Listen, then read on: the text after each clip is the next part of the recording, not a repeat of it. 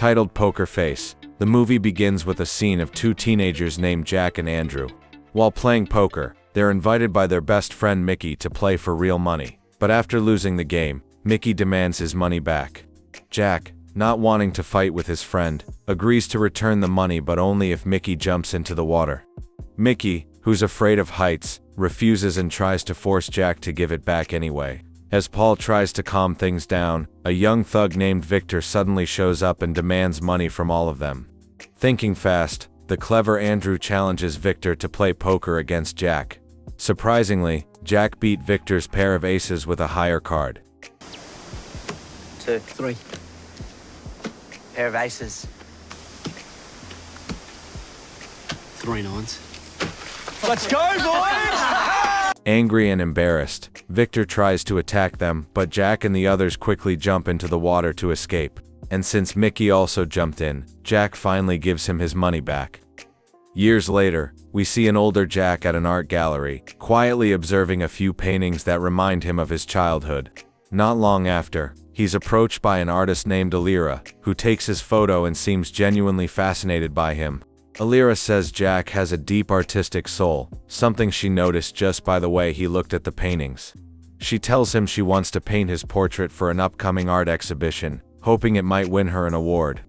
For legal purposes, she asks Jack for some basic information: his name, address, age, place of birth, and occupation. That's when we learn Jack is a professional poker player who lost his wife in a tragic accident years ago. Since then, he's been living with his daughter, Rebecca. Jake is a highly successful man. In 1994, he and Andrew created the world's first online poker game. Later, Andrew also developed a military-grade surveillance device called Riffle, which quickly became popular among government officials. This success made both Jake and Andrew incredibly wealthy. Jake has a daughter named Rebecca. Although she still deeply misses her mother, who passed away 10 years ago, she respects Jake's new wife, Nicole. One day, Jake travels to a remote place where he meets Bill, an elderly man known for his expertise in psychological therapy. During a meditation session, Bill gives Jake some wise advice, reminding him that everyone eventually dies, and encouraging him to let go of the emotional burdens he carries. After their session, Bill hands Jake a small bag containing a substance called copolamine, a drug he refers to as the truth serum. According to Bill, just a few drops can make someone speak honestly, but if used in doses over 10 milliliters, the serum can be lethal. After that, the scene shifts to Jake calling his lawyer, Sam. Besides handling legal matters, Sam was also assigned by Jake to help invite 4 of Jake's old friends to his home. First there is Mickey. He is seen as a simple and sociable guy. Then there's Paul, who now works as a government minister, and finally Alex, a published author. The 3 of them meet with Sam. Following Jake's instructions, Sam tells them to each choose one of the luxury cars Jake had prepared for them. These cars would take them to Jake's house. Sam also lets them know that during the 90-minute drive, Jake wants them to treat it like a fun race. As the 3 friends hit the road, Jake watches them from above in a helicopter, tracking their movements with a GPS device in hand. Meanwhile, Andrew calls Jake to let him know he'll be late due to an unexpected situation.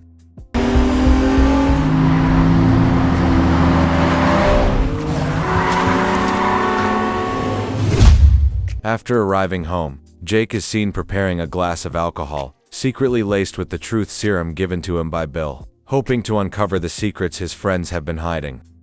Soon after, everyone had arrived and reunited with Jake. He welcomed them warmly and invited them all to raise a toast. Then he surprised them by saying that the luxury cars they had driven earlier were now theirs to keep. Consider it a gift from him. They were shocked, but Jake continued, offering them a choice: keep the cars, or trade them for poker chips, totaling $25 million, $5 million each to be used in a high-stakes poker game. The winner would take it all. Do you want the car, or do you want the chips? If you don't play, you have to accept that outcome too. Alex refused at first, saying he didn't want to feel indebted to Jake and felt the whole thing was excessive. But Mickey said he really needed the money and agreed to play, as did Paul. Reluctantly, Alex joined in too.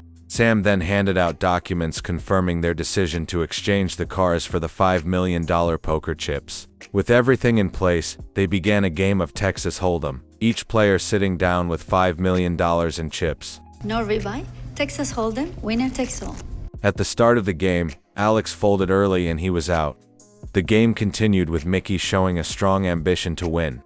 Later, Sam, who was filling in for Andrew, also dropped out, leaving just 3 players. Mickey bet $2 million. Paul hesitated and folded, leaving only Jake and Mickey. When the cards were revealed, they have equal cards, so the pot was split evenly. Paul is out. All in. I call. All in.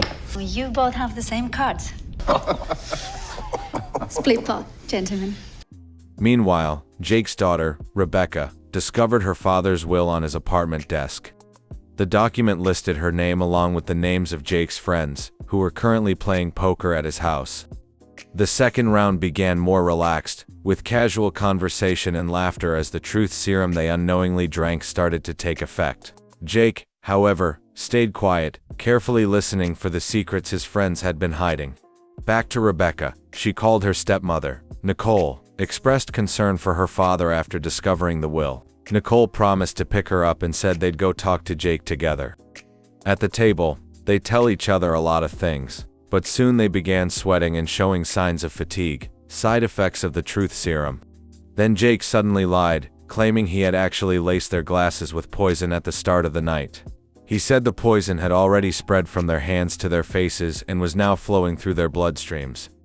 At first no one believed him until Jake described the exact symptoms they were experiencing, like sweating and exhaustion. Even though these were just effects of the serum, it made everyone uneasy. Jake then revealed that he had been diagnosed with terminal pancreatic cancer, and there was no treatment left. He said he wanted his friends to be completely honest with him, and to feel what it's like to stand face to face with death. At that moment, Mickey pulled out a gun. He confessed that he had brought it to take his own life in front of his friends because he was deeply desperate in his life. He said he wasn't afraid to die. Paul, on the other hand, didn't want to die. He had a wife and kids depending on him. He also revealed that his bank account was empty. Paul confessed that he'd been blackmailed by his brother, Victor, who threatened to leak a video of him with another woman. Out of fear, Paul told Victor where Jake lived and mentioned the valuable paintings in Jake's home that could be stolen and sold. Then came Alex. He apologized and admitted something even more painful. He had been having an affair with Jake's wife, Nicole, and she was now pregnant with his child. At that point, everyone had finally told Jake the truth. After hearing all of this, Jake calmly revealed that none of them were going to die. He had only used a few drops of the serum, not poison. The whole point was to get his friends to open up and share the secrets and struggles they had been carrying for so long. Jake accepted their honesty with an open heart. He said he was ready to die, and he had finally let go of all the burdens he'd carried. The scene then shifts. Victor has broken into Jake's home, having tricked Jake's servant and ultimately killed him. Realizing what was happening, Jake quickly led his friends into the panic room to hide. Meanwhile, Victor had brought a painting curator and one more accomplice with him, both armed. The 3 of them roamed around Jake's house, inspecting his valuable art collection while Jake watched their every move from his hidden location. Eventually, Victor and his men discovered the staircase that led to the poker room. There, Victor picked up one of the glasses and drank from it, unaware that it had been laced with something earlier. He then ordered one of his men to search the house for the people who were hiding. The curator remarked that the paintings in the house would sell for a fortune on the black market, and Victor told them to take as many as they could. Andrew suggested that they all attack Victor together, but unfortunately, Mickey's gun had only 1 bullet left. Things got even worse when Nicole and Rebecca walked into the house, worried about Jake's condition. Unaware of the robbery in progress, they were quickly discovered and captured by Victor. Despite his friends' attempts to stop him, Jake stepped out to confront Victor after realizing what had happened. To persuade Victor to release Rebecca and Nicole, Jake offered one of his paintings worth $200 million as a trade. As one of Victor's men went to retrieve the painting, Jake lied and told Victor that he had poisoned the drink Victor had earlier, and that Jake held the only antidote. Desperate, Victor quickly injected himself with what Jake claimed was the antidote, but in reality, it was a 10 milliliters dose of the truth serum, far beyond the safe limit. As a result, Victor died from an overdose. Meanwhile, Jake's friends managed to overpower Victor's men just as they were about to steal the $200 million painting. Jake then rushed to untie Rebecca and Nicole. In the final scene, Jake has passed away, and everyone gathers to hear the reading of his will. Jake donated a portion of his wealth to charity, and for his friends, he left them shares in his company and officially handed over full control of the business to Andrew. Jake asked Andrew to ensure that each of his friends receives their rightful benefits from those shares so they could live comfortably for the rest of their lives. Jake also gave Paul and Alex $50 million each. As for Mickey, Jake also left him $50 million but under one condition. Mickey must complete rehabilitation to treat his mental health struggles. Once he finishes, the money will be transferred to his account. Lastly, Jake left the remainder of his estate to his daughter, Rebecca. He reminded her that the amount was significant, and she must manage it wisely. This film teaches us that no matter how wealthy we become, we still need friends, especially the ones we've grown up with.